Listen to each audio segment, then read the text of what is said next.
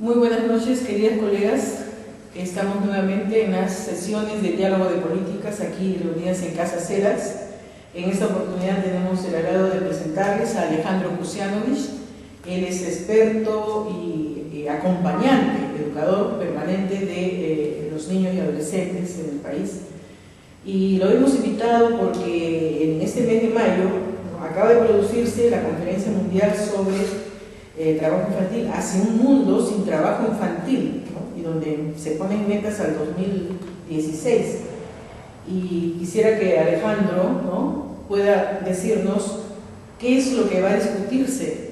Nuevamente metas sobre trabajo infantil. Esto va a ser muy importante para nuestras colegas que trabajan en este campo, en esta temática, para contribuir en el debate de política pública.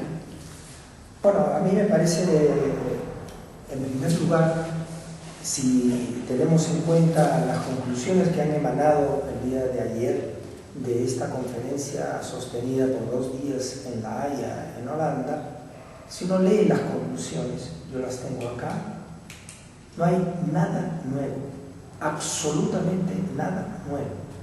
Vuelvo a insistir que los estados tienen que hacer más formales y rígidas sus legislaciones. 2, que se deben comprometer las autoridades al más alto nivel político de los estados, de los gobiernos, digamos. 3, le señala a los gobiernos la necesidad de proveer también recursos para poder atender los planes de erradicación. Entonces, ¿por qué digo que no es nada nuevo? Uno, porque es una vuelta a recordarle a los estados que si firman un compromiso de esta naturaleza, después tendrán que hacer que los propios parlamentos y los propios congresos en sus respectivos países garanticen una normativa más exigente, más severa y con mayor control. En otras palabras, se sigue apuntando a que son los estados aquellos que tienen la responsabilidad mayor sobre esto. En segundo lugar, vienen las organizaciones de la sociedad civil, cosa que ya conocemos. No nos olvidemos que en el informe que hizo la OIT sobre evaluación del programa IPEC el año 96 a 99, colocó que una de las razones por las cuales no se podía cumplir con las metas previstas era porque de Madrid, hablo de la experiencia española, que ponía en esa época 12 millones de dólares para América del Sur, parte Pacífico, porque de Madrid les pagaban tarde a los funcionarios. Entonces, lo que hay detrás de esto es un llamado a que la cooperación internacional, los gobiernos y las agencias financieras metan dinero, porque, y esto lo dice el propio documento preparatorio para esta reunión, el gran movimiento global contra el trabajo infantil está escrito en el texto de la propia OIT, con la que han entrado los representantes de 80 países a hacer la conferencia. Entonces, no hay novedad alguna. Mejor dicho, hay una novedad curiosa, que después de 20 años de convención, en que se reconoce el derecho a los niños, a las niñas, a participar en todo aquello que les concierne, es el mandato superior a cualquier convenio de la OIT, ¿verdad? Porque tiene un rango de convención internacional y con un mandato compulsivo, o si se quiere, para emplear otra palabra, vinculante en relación a los estados firmantes y ratificantes. Después de 20 años, nunca fueron avisadas las criaturas organizadas, niños trabajadores del mundo, que esto existía. No se les ha invitado a la reunión. No ha habido un solo niño elegido por los niños para participar ahí. Se habla de 2 criaturas, una de 20 años, de Senegal, parece, y un niño que viene de Nepal. Pero son niños que de alguna manera, podríamos decir, han estado ahí, no nos consta que hayan podido tomar la palabra y cosas por el estilo. Pero existiendo organizaciones en Asia, en África, en América Latina, con más de 30 años, los propios actores y supongo que sobre eso los trabajadores sociales deben ser muy sensibles.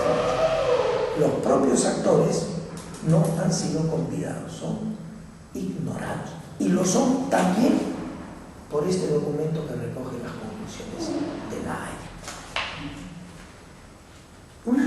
Otra consideración que me parece importante es este tinglado por un siglo XXI sin trabajo infantil, por un siglo con más escuelas y menos trabajo infantil. Es un eslogan que conocemos ya de años. ¿Qué dice el balance hecho por los propios funcionarios encargados por la OIT de hacer eso? Entre ellos Pfeiffer o Fife, este inglés que es el encargado de la redacción que conozco, hemos estado en un evento en Holanda, maestro. Ese documento dice: el movimiento mundial ha perdido vitalidad. Y ha perdido vitalidad porque en realidad no ha habido suficiente apoyo, no ha habido suficiente propaganda, etc. Yo creo que ha perdido vitalidad porque enarbola un discurso que, si bien pega en la sensibilidad, si bien muerde en el sentimiento colectivo a nivel internacional, mundial, yo diría, de que nadie quiere que una criatura sufra. Nadie de nosotros quiere que los niños y las niñas sean explotados, sean maltratados y sean abusados. ¿Quién de nosotros podría suscribir una barbaridad de ese tipo?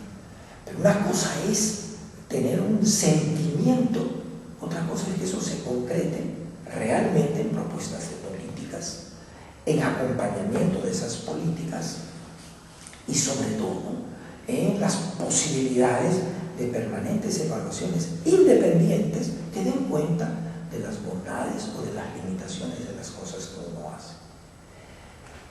Nadie puede estar contento de que en el caso peruano, por ejemplo, se hayan elevado las cifras a 4,5 millones de niños que trabajan. Fíjense ustedes, año 92 me tocó participar en la elaboración del primer Plan Nacional de Acción por la Infancia. Y ahí el propio INAVIF, los técnicos que han preparado esto, colocaban 3.800.000 niños trabajadores. ¿Cómo es que a la vuelta de 5 años, de 6 años, ya estamos en 1.900.000? Ustedes, como trabajadores sociales, pueden imaginarse qué milagro ha habido para un descenso tan brutal cuando no se metió un centavo, cuando no se había organizado seriamente el país en toda su estructura para enfrentar situaciones lamentables como estas, cuando se empezaba a hablar de los programas impuestos por el Fondo Monetario y el Banco Mundial sobre la lucha contra la pobreza. ¿Se recordarán? Entonces, esa bajada era una bajada en las cifras, era una bajada en los números, pero en la realidad se correspondía con algo. Lo que tengo que añadir es lo siguiente. ¿Qué cosa dice el señor Dema de la OIT de aquí, de la Avenida Las Flores? ¿Qué es lo que él dice? Él dice: qué sorpresa. Eran más de lo que creíamos, perdónenme, que alguien que es responsable de una institución a nivel regional me venga a decir que está sorprendido. ¿Les ha sorprendido que haya crecido el número? ¿Qué estudios antes han hecho? ¿Qué seriedad ha habido en el diagnóstico? Entonces nadie se puede alegrar de que haya aumentado, pero yo puedo sacar como conclusión que es un fracaso lo que hasta ahora se fue implementando como políticas y como prácticas para acabar o para reducir esto.